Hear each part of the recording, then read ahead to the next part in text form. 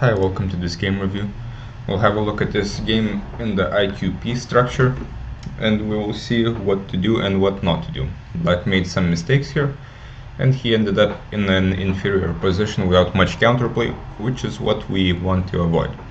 So it started as a queen's gambit decline. Knight b7 is one of the ways to develop, and here black decided to go c5, which means he's accepting an IQP position because white can exchange here and then exchange here at any point. But this is not a very good version, and what we need to do before deciding on a structure, and this is what black has decided, he has decided on a structure, we have to check whether this is a good version of the structure we want or not. And here I think this is a bad version because this knight belongs on c6 in this structure. In general it should be on c6 to attack this d4 pawn. It doesn't serve any purpose here apart from blocking the bishop. So instead maybe black should choose some other line of play. One typical way is a6. For example, after bishop d3 we can take, play b5 and c5, or bishop b7 first. And here black is doing very well.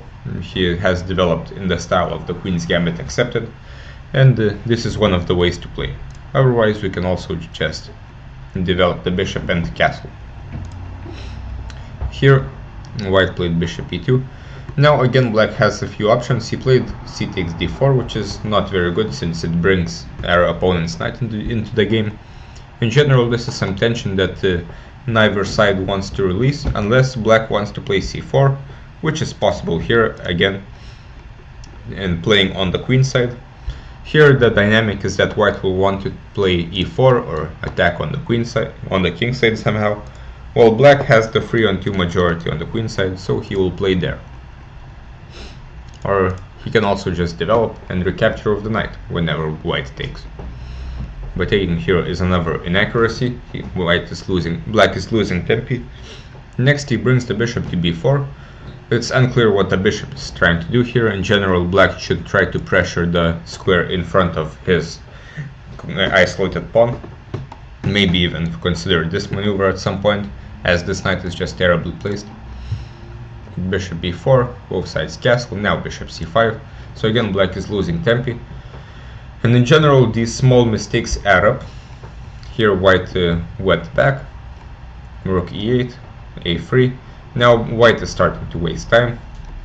And now black makes a very typical mistake, exchanging minor pieces, which is in general in white's idea to exchange minor pieces.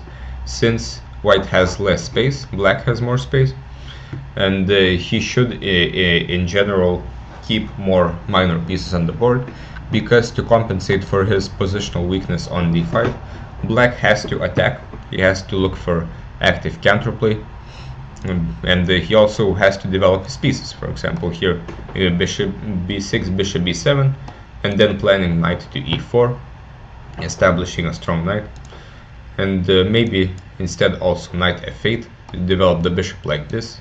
Knight can go to g6 or e6. On e6 it would help with d4 as well, which is one of the plans, but instead knight e5 happens. Now white could just exchange some pieces and maybe develop the rook, maybe knight a4 to put the bishop on c3 to blockade, and white is doing quite well. After b4 black should probably put his bishop on this diagonal, but this is fine. Black exchanges some pieces, and again this is tension that neither side wants to release. It's unclear why black would like to take on f3 here. Now bishop c7. Here white's knight is going on a strange adventure. It should probably go towards d4 or to d5. Also the bishop should get on this diagonal probably as soon as possible. Here black plays a very slow move, rook b8, but there's no reason not to just kick out this knight, playing b6 with tempo and also getting bishop to a6 with tempo as well. And black is doing very well here. For example, after this, bishop a6, the knight is attacked. For example, after this, there's maybe even some tactic with takes and queen c7 as well, but maybe black can even play simply with knight e4. and he is quite active. This is some typical compensation for the isolated pawn that we would like to get. But rook b8 is a bit slow.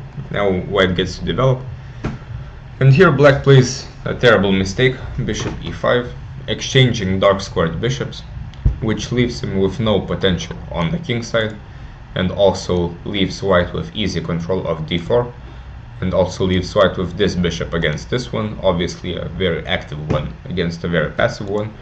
After this, black has no play whatsoever, and he will have to defend for the whole game. Instead, black should just develop his light squared bishop again. Development is key in openings. Maybe knight e4, then put the bishop here or here, depending on what white does. And black is doing quite well. The pawn is not very weak yet. Everything is quite well. But here, white gets to exchange, put the queen on d4, blockading the pawn.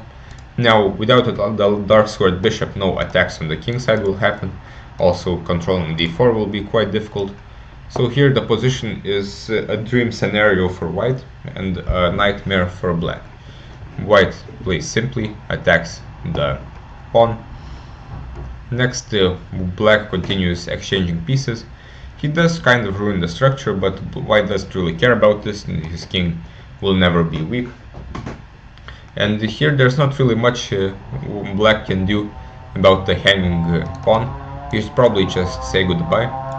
And for example, in this position, after a5, he has some small compensation in the form of a bad structure for white and some weaknesses here. If all pawns get exchanged here, then white shouldn't win with this ruined structure on the king side.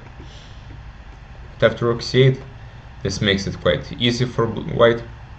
Now he not only has a pawn, but also he has the open d file. His pieces are a lot more active, and he has some more space on the queen side. So this is quite difficult. Black has to exchange queens.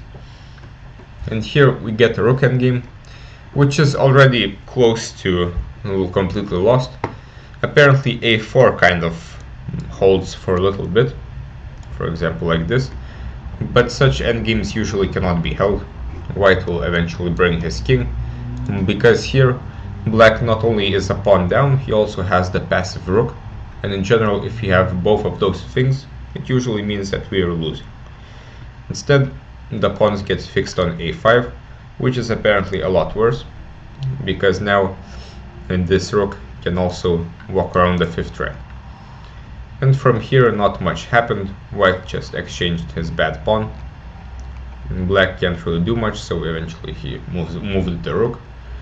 But this is completely lost, and not much happened in the remainder of the game.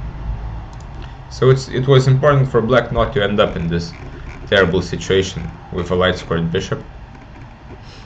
For example, here, this would be already a dream scenario for white, which we want to avoid. And this happens because black first exchanged the knight on his own volition, later he exchanged the bishop. He wasn't forced to do these things, and this was his own choice. So here in the IQP positions in general, with the IQP, we want to avoid piece exchanges.